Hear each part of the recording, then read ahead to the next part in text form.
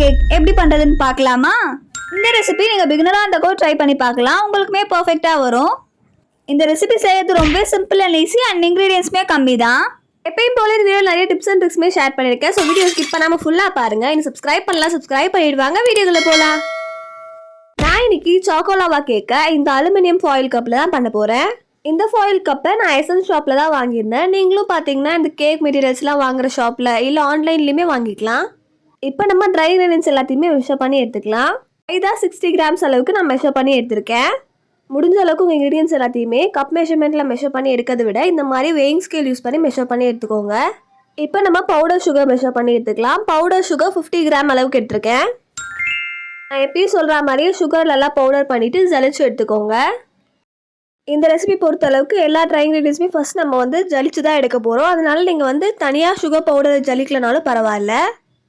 இப்போ இன்க்ரீடியன்ட்ஸ் எல்லாமே மெஷர் பண்ணி எடுத்தாச்சு. இப்போ நம்ம பேட்டர் பண்ண ஸ்டார்ட் பண்ணலாம். க்ளீனான பவுல் எடுத்திருக்கேன். அது மேலே பார்த்தீங்கன்னா நம்ம ஜல்லடை ப்ளேஸ் பண்ணிவிட்டு இப்போ ட்ரை இன்க்ரீடியன்ட்ஸ் எல்லாத்தையுமே நம்ம அதில் சீவ் பண்ணி எடுக்க போகிறோம். நம்ம ஆல்ரெடி பார்த்தீங்கன்னா மைதா அண்ட் பவுடர் சுகரை சலிச்சு வச்சுருக்கோம். அதை இப்போ நம்ம ஆட் பண்ணிக்கலாம்.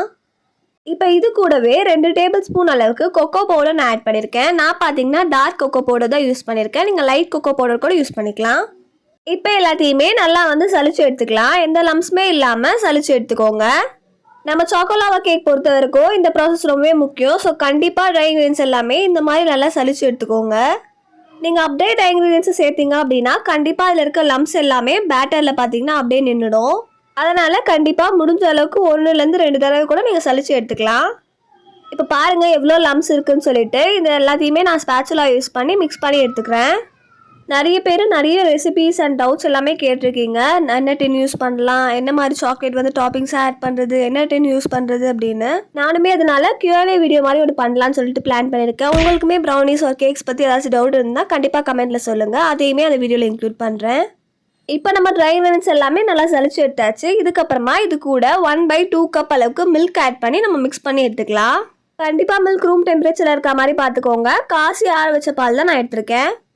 இப்போ நம்ம ட்ரை இன்க்ரீடியன்ட்ஸ் எல்லாமே இந்த மில்க் கூட சேர்ந்து நல்லா கம்பைன் ஆகி கிடைக்கிற அளவுக்கு மிக்ஸ் பண்ணி எடுத்துக்கலாம். இந்த சாக்கோலாவா கேக்கோட பேட்டர் பார்த்தீங்கன்னா நம்ம நார்மல் கேக்ஸை விட இந்த பேட்டருமே கொஞ்சம் ஃப்ளோயிங் கன்சிஸ்டன்சியில் தான் இருக்கும். இந்த மாதிரி இருந்தால் தான் நம்ம பேக் பண்ணி எடுக்கும் போது அந்த லாவா பார்த்தீங்கன்னா கரெக்டாக ஃபார்ம் ஆகி கிடைக்கும்.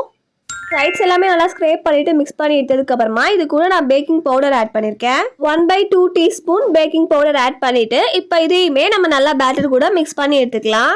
பிகினராக இருந்தீங்கன்னா பேட்டர் ஓவர் மிக்ஸ் ஆகாமல் இருக்கிறதுக்கு கட் அண்ட் ஃபோல்ட் மெத்தட்லேயே மிக்ஸ் பண்ணி எடுத்துக்கோங்க. இப்போ பாருங்கள் நம்ம பேட்டர் ரெடி ஆகிடுச்சு.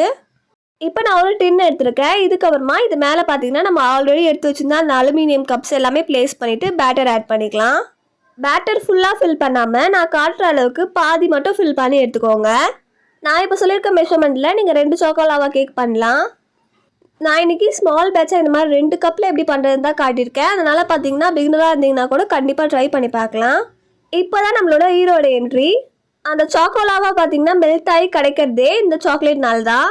அதனால் இந்த சாக்லேட் ஆட் பண்ணும்போது மட்டும் கொஞ்சம் கேர்ஃபுல்லாக இருங்க. சாக்லேட் ரூம் டெம்பரேச்சரில் இருக்க மாதிரி பார்த்துக்கோங்க. இப்போ சாக்லேட்டை இந்த மாதிரி பெரிய பெரிய க்யூப்ஸாக கட் பண்ணிவிட்டு நம்ம பேட்டரில் ஆட் பண்ணிக்கலாம். ஒருவேளை நீங்கள் எடுக்கிற சாக்லேட் நீங்கள் அப்படியே ஃப்ரீசர்லேருந்தோ இல்லை ஃப்ரிட்ஜிலேருந்தோ யூஸ் பண்ணுறீங்க அப்படின்னா கண்டிப்பாக பார்த்தீங்கன்னா லாவா ஃபார்ம் ஆகி கிடைக்காது. அதனால் கேர்ஃபுல்லாக இந்த பாயிண்ட் மட்டும் ஞாபகம் வச்சுக்கோங்க. இப்போ நம்ம சாக்லேட்ஸ் எல்லாமே ப்ளேஸ் பண்ணதுக்கப்புறமா மேலேயுமே பார்த்தீங்கன்னா கொஞ்சம் பேட்டர் ஆட் பண்ணிக்கலாம். இந்த மாதிரி பேட்டர் ஆட் பண்ணிவிட்டு இதை நம்ம பேக் பண்ணி எடுத்துக்கலாம். நான் இன்றைக்கி ஓடிஜியில் தான் பேக் பண்ணி எடுத்துருக்கேன்.